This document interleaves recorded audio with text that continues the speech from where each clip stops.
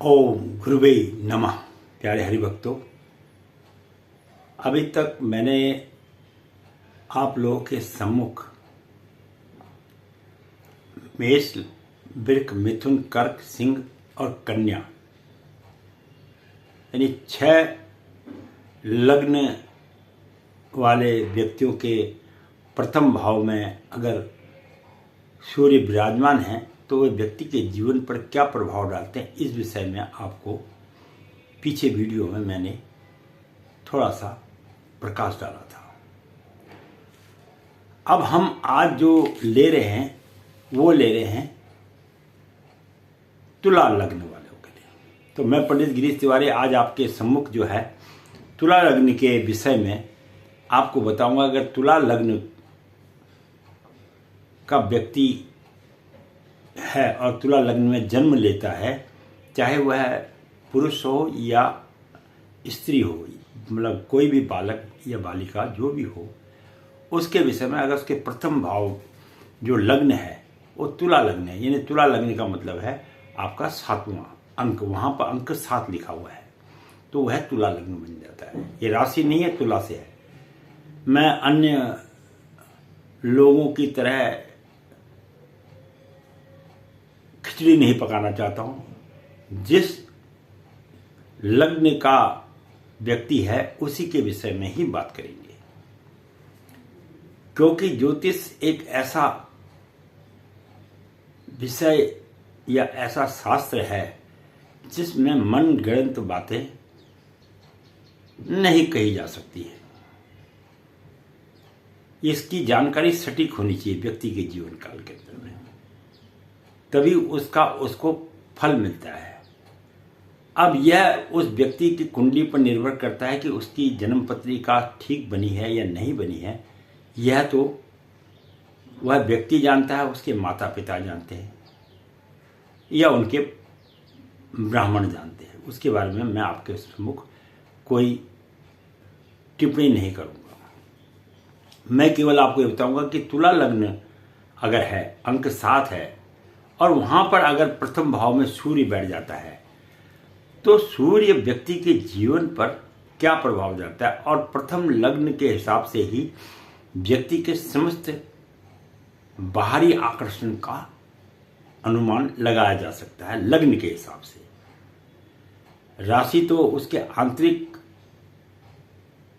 मामले में बतलाती है, लेकिन लग्न उसके बाहरी शरीर की रचना बताती है, ऐसा ज्योतिष शास्त्र कहता है।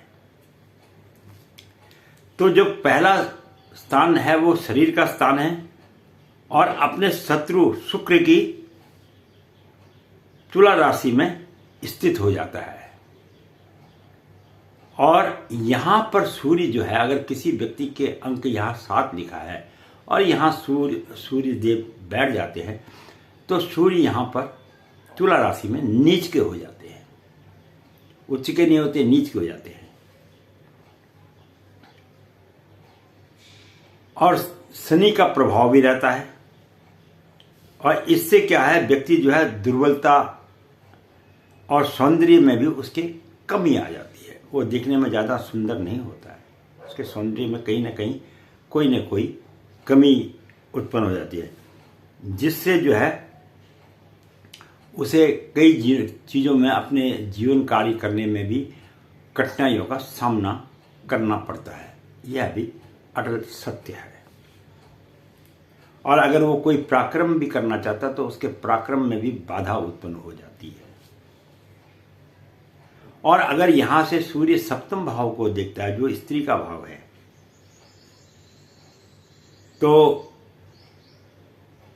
अपने उच्च दृष्टि से जो है वो है क्या है, अपने मित्र मंगल मेष की राशि को देखता है।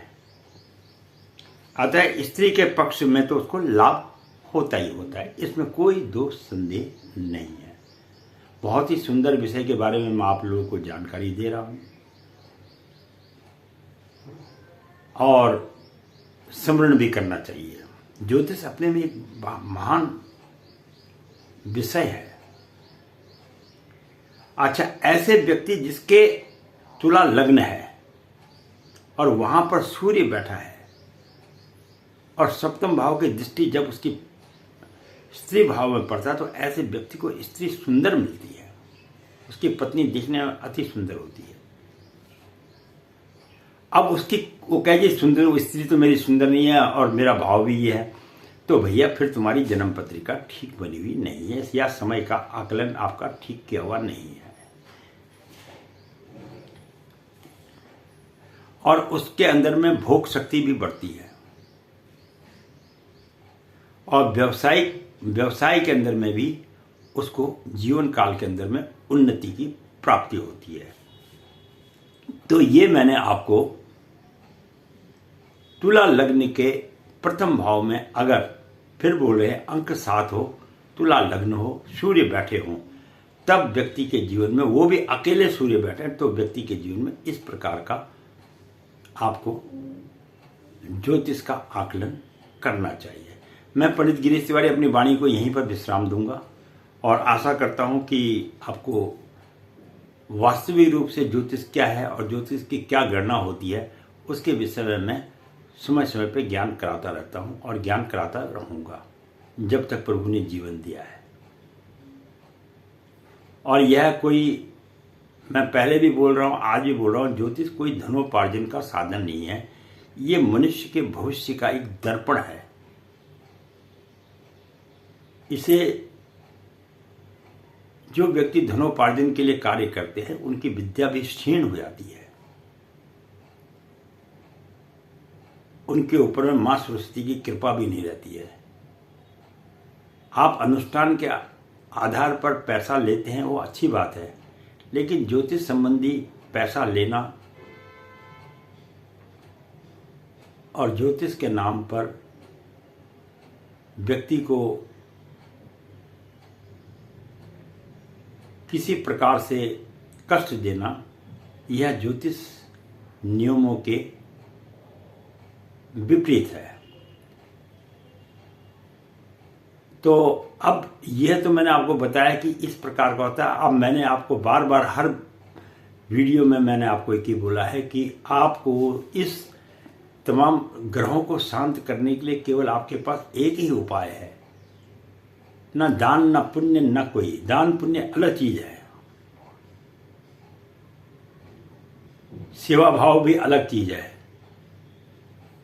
वो तो आपको उसका पुण्य मिलेगा ही मिलेगा। लेकिन सबसे बड़ी चीज यह है कि आप किस प्रकार से अपने ग्रहों को अपने अनुकूल कर सकते हैं, जो आपके लिए शुभ फल दे।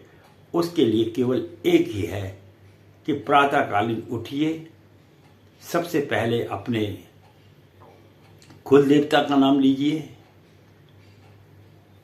उसके बाद अपने पितरों का नाम लीजिए और बाद में एक माला 9 ग्रह मंत्रों की जप कीजिए, जिसमें 108 बार 8 मन का होते हैं। 108 बार जप करिए तो उसमें सारे ग्रह आ जाते हैं। और वह है मंत्र है ओम ब्रह्मा मुरारी त्रिप्रांतकारी भानु शशि भूमि सुतो बुधस्य गुरुचस्य शुक्र शनि राहु केतवी सर्वे ग्रह शांति करा भवन्तु। हे समस्त ग्रहों, मेरे ऊपर अपनी कृपा सदा बनाए रखना और जो भी मुझसे पूर्व जन्म में गलतियां हो गई हैं मैं उसका क्षमा का लिए आपको अनुग्रह करता हूं। और जो मेरे द्वारा पूर्व जन्म में कष्ट किए हुए हैं उनसे मुझे राहत मिले और मेरा जीवन सुंदर बने। तो ये 9 ग्रह मंत्र का जप करने वाले व्यक्ति के लिए इससे बड़ा पृथ्वी पर कोई शक्तिशाली मंत्र नहीं है। इसके साथ ही मैं पंडित गिरीश तिवारी अपनी वाणी को यहीं पर विश्राम दूंगा। अब हम इसके बाद आपको अगले लग्न के बारे में बताएंगे। जो वृश्चिक लग्न है उसके बारे में हम आपको अगले वीडियो में इसके बारे में बतलाते हैं। वीडियो देखने का बहुत बहुत धन्यवाद।